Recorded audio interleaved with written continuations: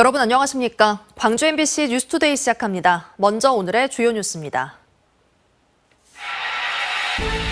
광주와 전남 지역에 시간당 최대 70mm의 폭우가 내리면서 주민이 실종되고 주택과 도로, 농경지가 물에 잠기는 등 피해가 잇따랐습니다. 그젯밤 사이 광주에는 283mm의 비가 쏟아졌지만 기상청의 폭우 예보는 없었습니다. 기상청은 이례적인 상황이라고 해명했습니다. 후쿠시마 원전 오염수 방류가 임박하고 천일염 품귀 현상까지 나타나자 관계기관들이 합동으로 천일염 업체들에 대한 점검을 강화하고 있습니다. 이정선 광주시 교육감이 취임 1주년을 맞아 학생들의 다양한 실력을 키우기 위해 더욱 노력하겠다고 밝혔습니다.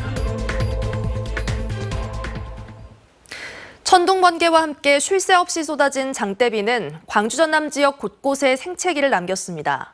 시간당 최대 70mm의 폭우가 내리면서 주민이 실종되고 주택과 도로, 농경지가 물에 잠겼습니다. 김영창 기자가 보도합니다. 세찬 빗줄기 속에 하천이 제방 끝까지 올라와 넘실거립니다. 칠흑 같은 어둠을 뚫고 119 구조대원들이 폭우 속에서 손전등을 비추며 하천 곳곳을 수색합니다. 하천 수문을 관리하던 남편을 따라 나선 60대 여성이 물에 빠졌다는 신고가 접수돼 수색에 나선 겁니다. 수로가 막힐 걸 대비해 수초등을 제거하다 사고를 당한 것으로 보입니다. 당시 한평에는 시간당 71mm의 폭우가 내리고 있었습니다. 하천 제방이 50m가량 무너진 인근 마을 주민 100명은 초등학교로 대피 준비를 하며 밤새 불안에 떨었습니다. 천둥 번개가 엄청 심해서 물 폭탄을 순식간에 그렇게 쏟아붓더라고요. 그래서 잠을 설치다가 섬진강 주변 일대는 강이 범람해 10가구가 모여 사는 마을 한 곳이 오전 한때 고립되기도 했습니다. 오늘 아침부터 그랬죠. 코리떼가 불고 산에도 들어와야 되는데 산에도 못 들어오고.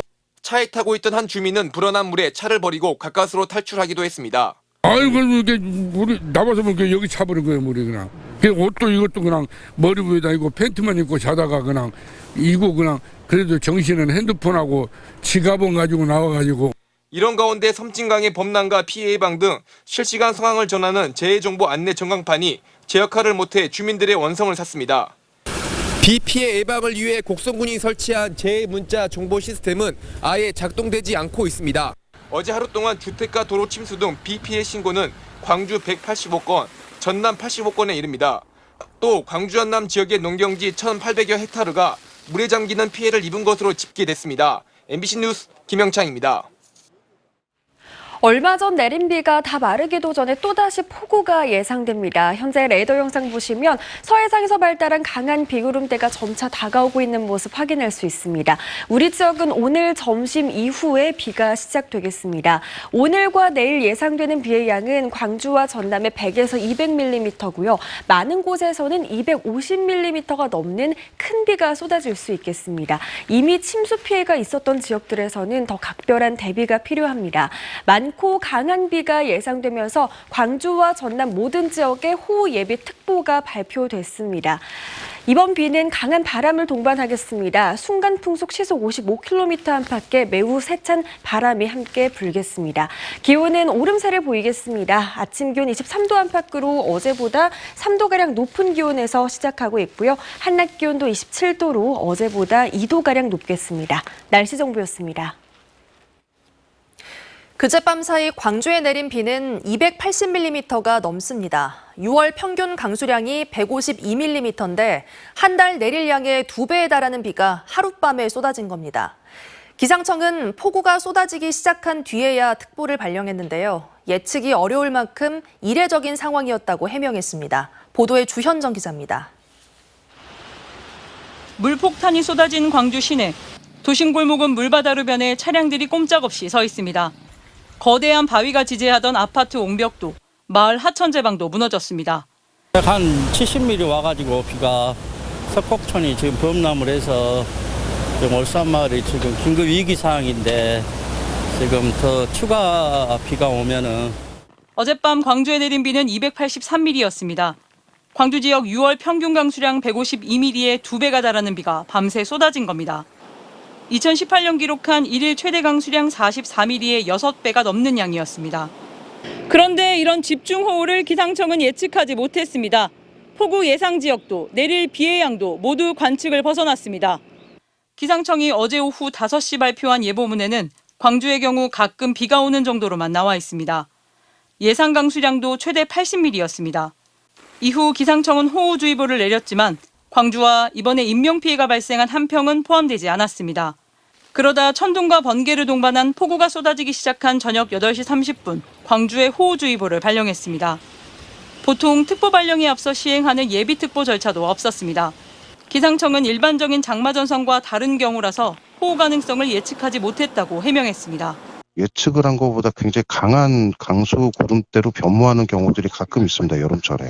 이게 크기가 어느 정도냐 하면 한 수킬로미터에서 수십 킬로미터밖에 안 돼요. 뒤늦게 내려진 호우특보에 시민들은 아무런 대책 없이 기습폭우를 고스란히 맞아야 했습니다. MBC 뉴스 주현정입니다. 이정선 광주시 교육감이 취임 1주년을 맞아 학생들의 다양한 실력을 키우기 위해 더욱 노력하겠다고 밝혔습니다. 교육단체들과의 불협화음에 대해선 자신의 교육 철학과 정책의 근간을 흐트리면서까지 수용할 이유는 없다며 잘라 말했습니다. 보도에 조현성 기자입니다.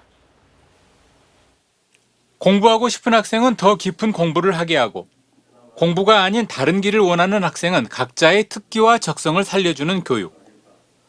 이정선 광주시 교육감은 취임 1주년 기자회견에서 다양성을 담은 실력을 거듭 강조했습니다. 이를 위해 지난 1년 학생들이 자율성과 자발적인 내적 동기를 가질 수 있도록 노력해왔고 그 가운데 학생과 학부모들로부터 좋은 평가를 받은 대표적인 시책이 365 스터디룸이라고 자평했습니다.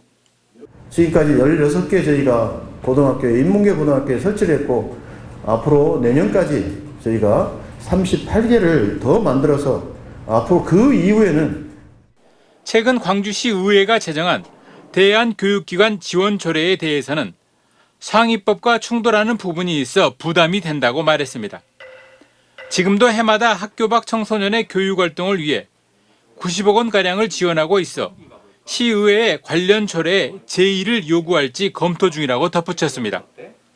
전교조 소속 교사들이 교사대회를 열어 교육청의 각종 정책을 비판하는 등 교육단체들과 빚어지고 있는 갈등에 대해서는 좋은 제안에 대해서는 수용할 수 있지만 자신의 교육 철학과 정책의 근간을 흐트려 가면서까지 받아들일 이유는 없다고 말했습니다.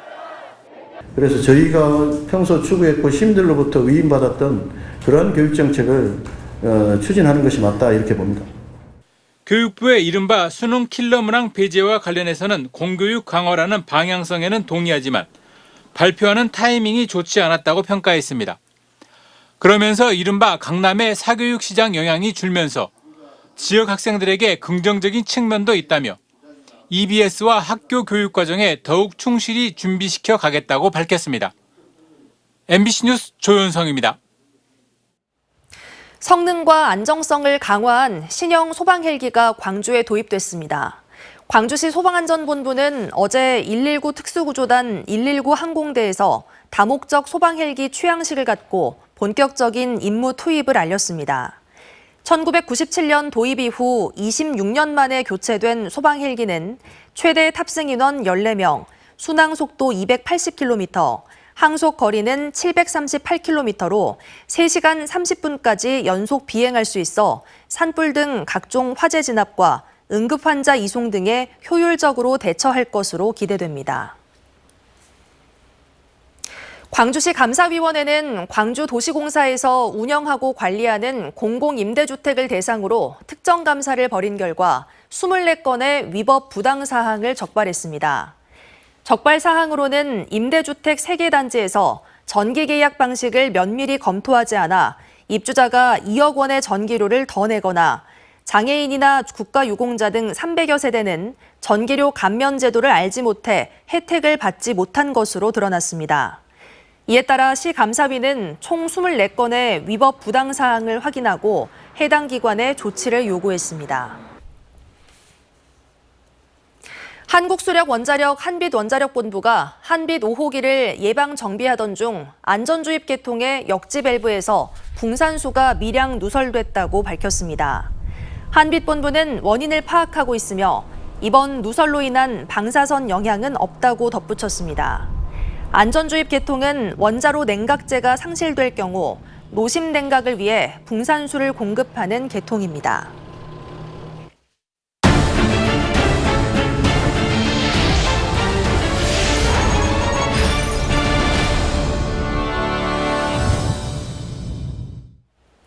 후쿠시마 원전 오염수 방류가 임박하자 천일염 품귀 현상까지 나타나고 있는데요.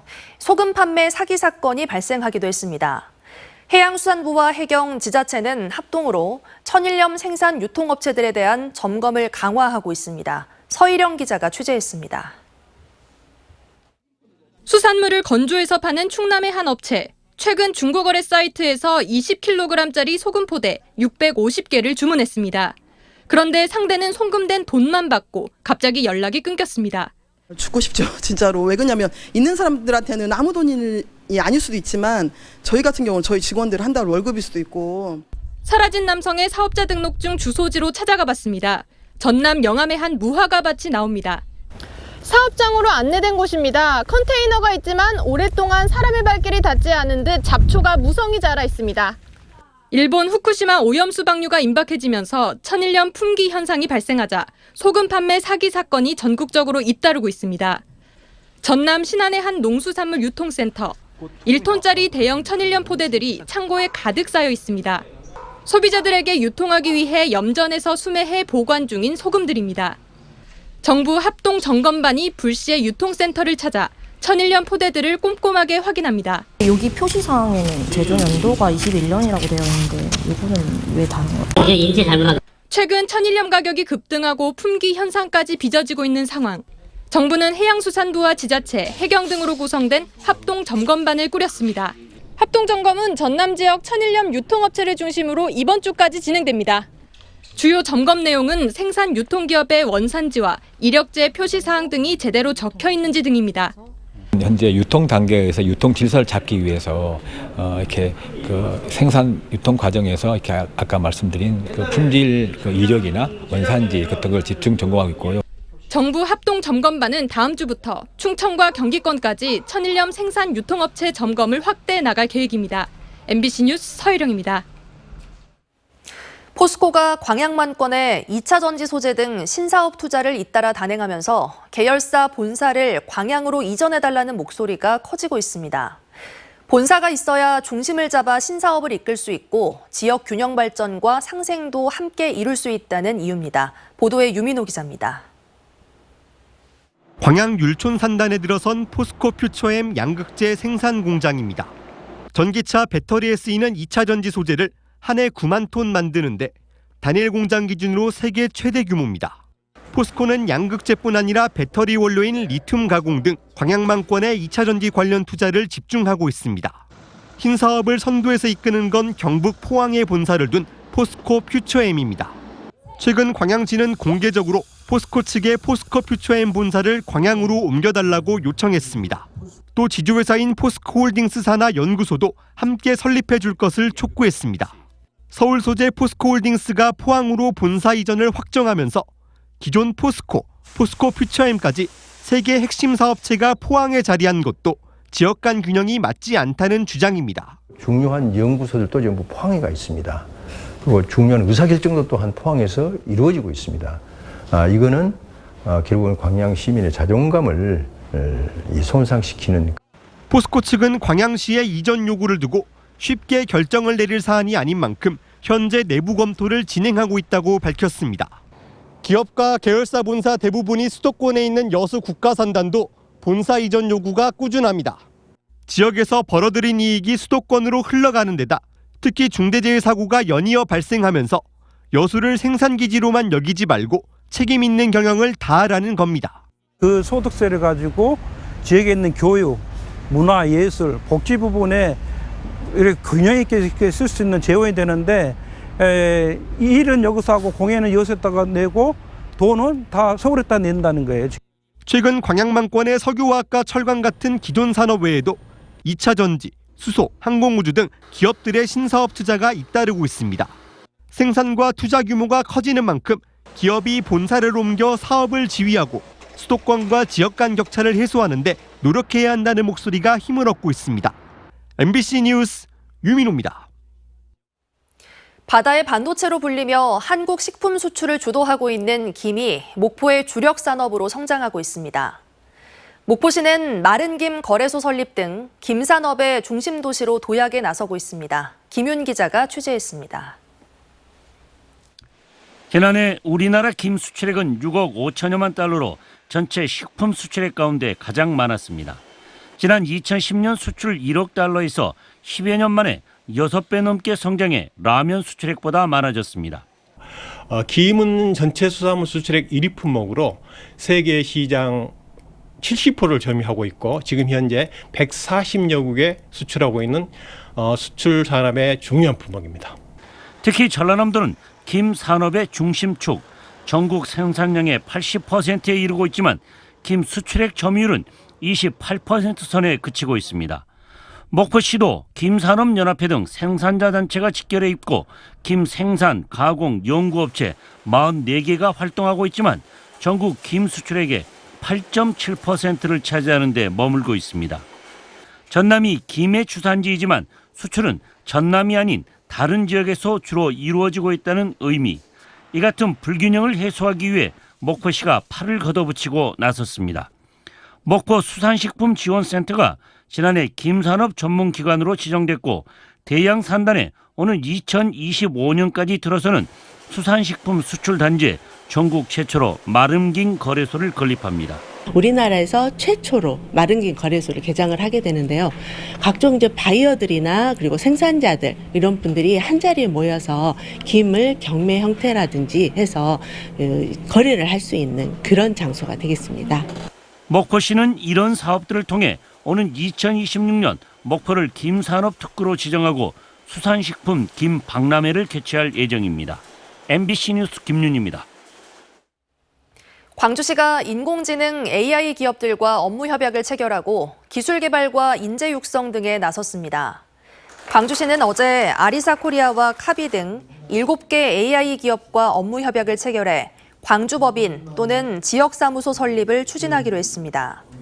7개 기업은 부동산 투자 솔루션과 마케팅 프로모션, 교통환경 분석과 감리 등의 분야에 AI 기술을 적용하고 있습니다.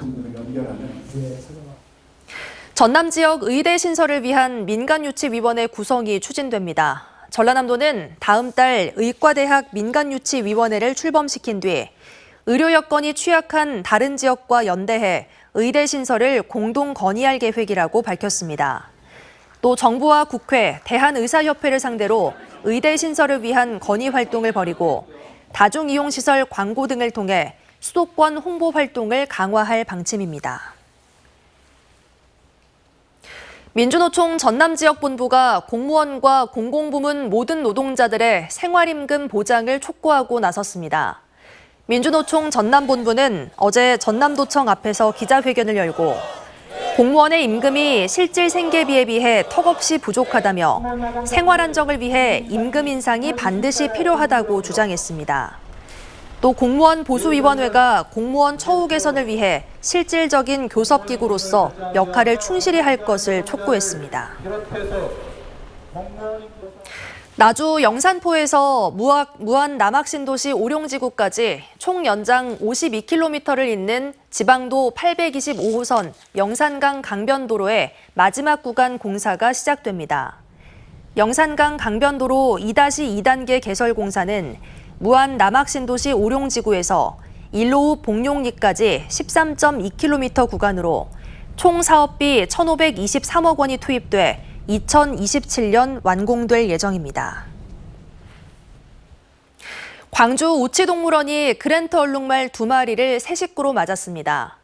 광주 우치공원 관리사무소에 따르면 암컷 얼룩말 2마리가 지난달과 최근 각각 1마리씩의 새끼를 낳아 동물원의 그랜트 얼룩말은 모두 6마리로 늘었습니다. 우치동물원은 자연에서도 보기 힘든 얼룩말 새끼가 어미젖을 먹는 장면을 시민들이 볼 수 있도록 매일 얼룩말살을 관람객들에게 공개하고 있습니다. 얼마 전 호우로 인한 피해 복구가 한창인데요. 오늘부터 또다시 큰 비가 내릴 것으로 보입니다. 현재 레이더 영상 보시면 강한 비구름대가 발달한 가운데 현재 점차 다가오고 있는 모습 확인할 수 있습니다.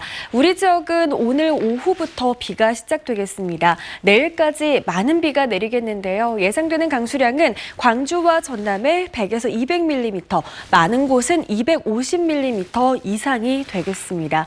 많은 비가 예상되면서 광주와 전남 모든 지역에 호우 예비 특보가 발표됐습니다. 특보는 오늘 오후부터 발효되겠습니다. 이미 침수 피해를 입은 지역들은 더 각별한 대비가 필요합니다. 이번 비는 강한 바람도 동반하겠습니다. 순간 풍속 시속 55km 안팎의 강풍이 내일까지 이어지겠습니다. 기온은 어제보다 오름세를 보이겠습니다. 아침 기온 23도 안팎으로 어제보다 3도가량 높은 기온에서 시작했고요. 한낮 기온 27도로 낮 기온도 어제보다 2도가량 오름세를 보이겠습니다. 목포와 무안, 영암에서 낮 기온 27도 예상됩니다. 곡성의 낮 기온도 27도 보이겠고요. 고흥의 낮 기온은 26도 예상됩니다. 바다의 물결은 최고 2.5m에서 3m로 조금 높게 일겠습니다. 장마가 이어지면서 당분간 비가 오락가락 계속되겠습니다. 날씨 정보였습니다. 뉴스 마칩니다. 시청해주신 여러분 고맙습니다. 언제 어디서나 내 손 안의 뉴스. 광주 MBC 뉴스 유튜브 구독으로 함께하세요.